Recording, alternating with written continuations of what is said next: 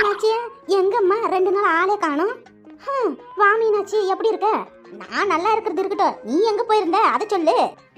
நான் எங்க போவேன், கலதை கெட்டா குட்டி சோறுன்னு சொல்லி என் பொண்ணு வீட்டுக்கு தான் போயிருந்தேன். வேற எங்க போய் போறேன்? ஓ, பொங்கலுக்கு போனியோ?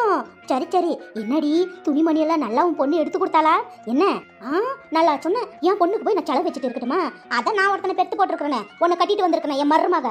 அவ எனக்கு துணி எடுத்து கொடுத்தால, அப்படியே என் பொண்ணுக்கு சேர்த்து எடுத்தேன். அப்படியே கொடுத்துட்டு பொங்கலெல்லாம் பார்த்துக்கிட்டு வந்தேன். ஏன் நீ எங்க போகலையோ?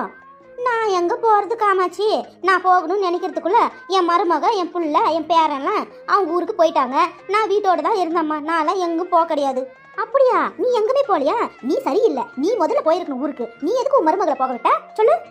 நான் மட்டும் அவளுக்கு முன்னாடி நான் ரெடியாக இருந்தா ரேஷன் கார்டில் கொடுத்து 3000 ரூபாய் நான் வாங்கியிருக்க முடியுமா? அந்த காசை நான் வச்சுட்டு இருக்க முடியுமா? அவள் முன்னாடியே ஊருக்கு போனதுனால தான் நான் போய் பணத்தை வாங்கிட்டு வந்தேன். அந்த பணம் என்கிட்ட தான் இருக்குது. அது சரி, உன் மருமகளுக்கு என்ன தெரியாம இருக்கு? ஊர் உலகத்தையே தெரியும் ரேஷன் கார்டில் 3000 ரூபாய் கொடுக்குறாங்கன்னு சொல்லி. வந்தா கேட்க மாட்டாளா? கேப்பா, கேட்க தான் செய்வேன்.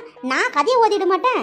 என்னன்னு எடுத்துக்கிட்டு பார்க்க போனேன், முந்தானில முடிச்சு வச்சிருந்த தொலைஞ்சு போச்சுன்னு சொல்லுவேன். அவளும் 2 வார்த்தை திட்டுவா. அப்புறம் பேசாம ஆயுதானே ஆகணும். நம்பிக்கிட்டேவா?